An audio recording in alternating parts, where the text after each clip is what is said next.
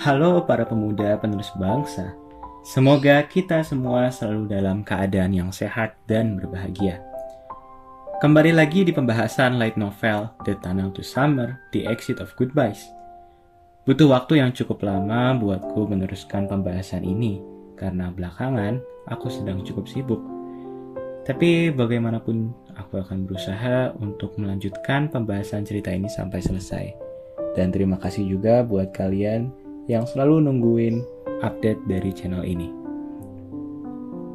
Di pembahasan sebelumnya, Kaoru tanpa sengaja menemukan terowongan yang mirip seperti terowongan Urashima. Lantas, tanpa banyak basa-basi, mari kita lanjut ke pembahasannya.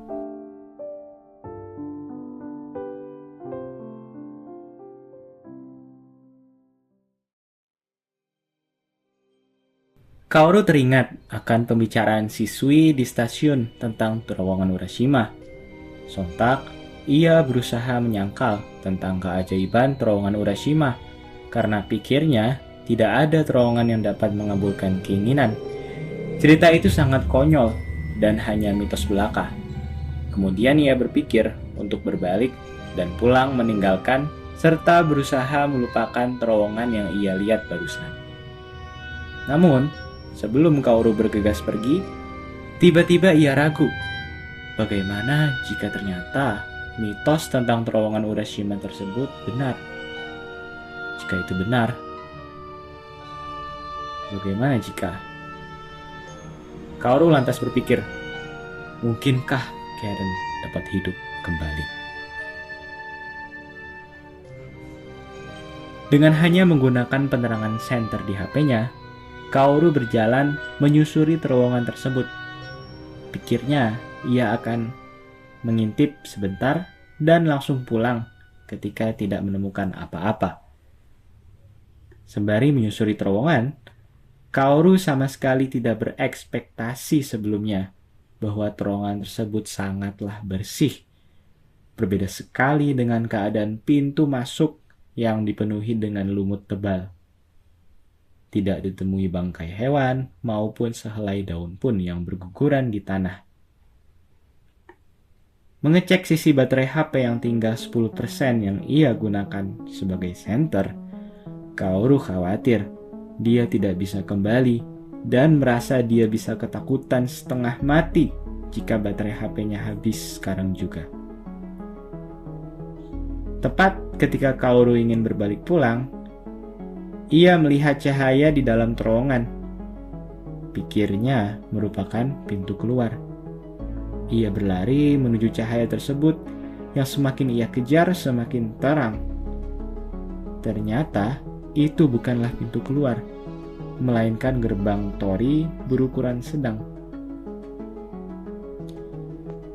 Ternyata tidak hanya ada satu, melainkan seluruh koridor tori yang berjarak satu sama lain ke dalam terowongan tersebut.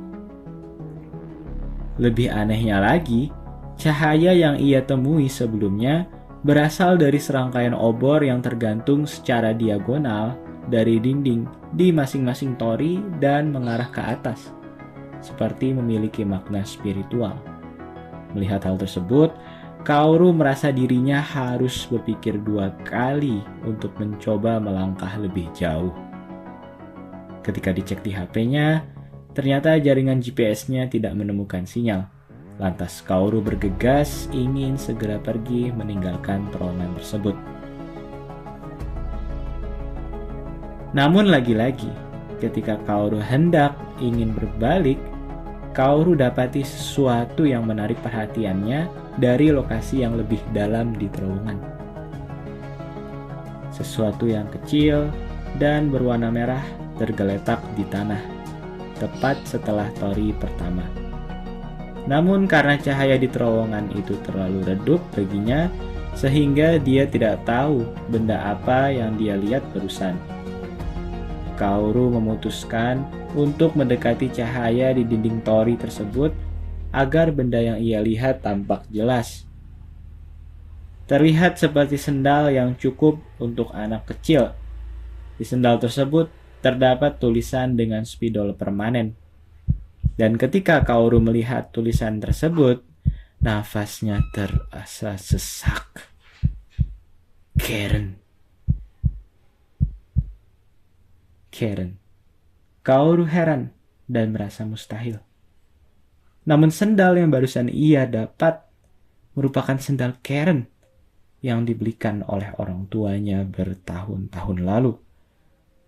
Terakhir kali ia lihat sendal Karen adalah pada saat kematiannya. Dan itu juga bukan sisi sendal yang ia pegang sekarang, melainkan sisi yang satunya lagi yang bertuliskan Tono.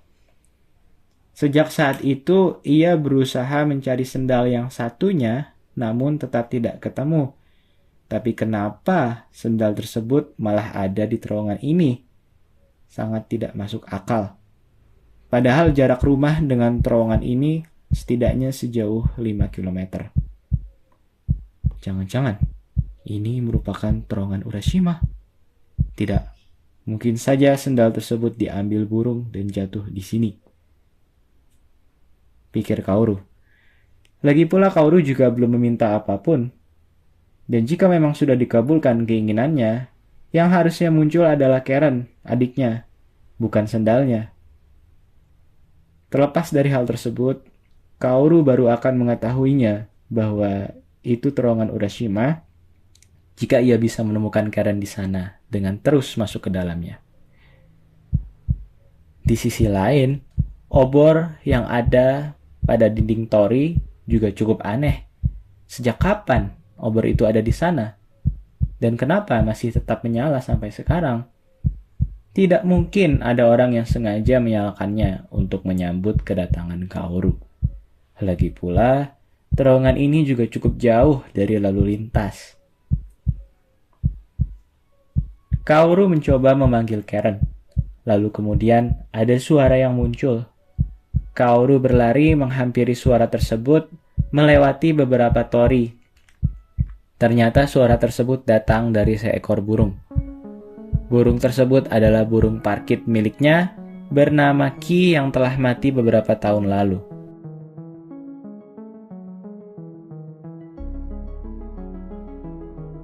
Burung itu menyanyikan lagu yang dulu pernah diajarkan oleh Kaoru dan Karen. Kaoru pikir ia sedang berhalusinasi. Namun ketika mencoba menyentuh burungnya, ternyata burung tersebut asli dan hidup. Kaoru heran dan bingung terhadap hal yang tengah terjadi. Ia mencoba mengingat obrolan siswi di stasiun saat itu.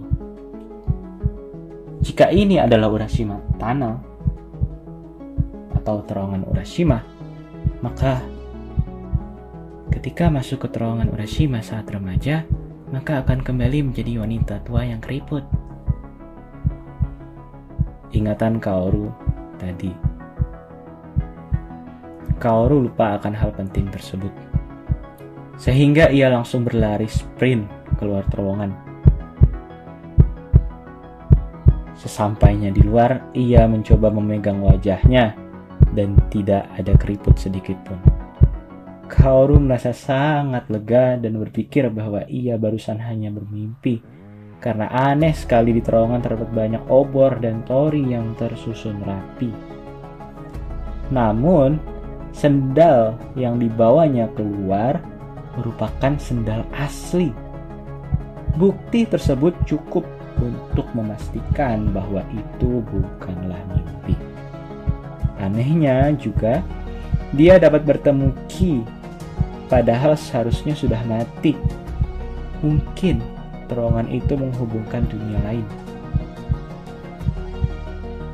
Setelah sampai rumah, tiba-tiba ayahnya khawatir terhadap Kaoru dan bilang bahwa ia telah seminggu tidak ada kabar. Kaoru merasa bahwa ayahnya sedang dalam mode perhatian pasca mabuk dan berusaha meminta maaf atas apa yang dilakukannya. Namun, seminggu, Kaoru melihat HP-nya dan terdapat banyak pesan dan panggilan masuk dari ayahnya dan juga Shohei, teman sekolahnya. Kaoru kaget ketika melihat waktu menunjukkan tanggal 8 Juli. Padahal saat itu ia keluar rumah tengah malam, tanggal 1 Juli. Seharusnya sekarang masih tanggal 2 Juli. Kaoru menyalakan berita di televisi dan menunjukkan tanggal 8 Juli. Kemudian Kaoru menelepon Shohei dan Shohei menyatakan bahwa sekarang pukul 4 pagi tanggal 8 Juli. Kaoru pusing dengan fakta yang ia temukan. Padahal dia barusan keluar cuma 3 jam. Kaoru kemudian mengecek wajahnya di kamar mandi, belum tumbuh jenggot yang biasanya dia cukur setiap 3 hari sekali. Lagi pula jika ia keluar selama seminggu, Kaoru tidak merasa lapar sama sekali. Juga tidak mungkin HP-nya yang sisa 10% masih dapat bertahan jika ia pakai selama seminggu untuk center. Urashima. Terowongan Urashima. Itulah satu-satunya fakta yang ada di benak Kaoru yang dapat menjelaskan semua kejadian aneh tersebut. Pusing dengan hal itu, Kaoru bergegas tidur.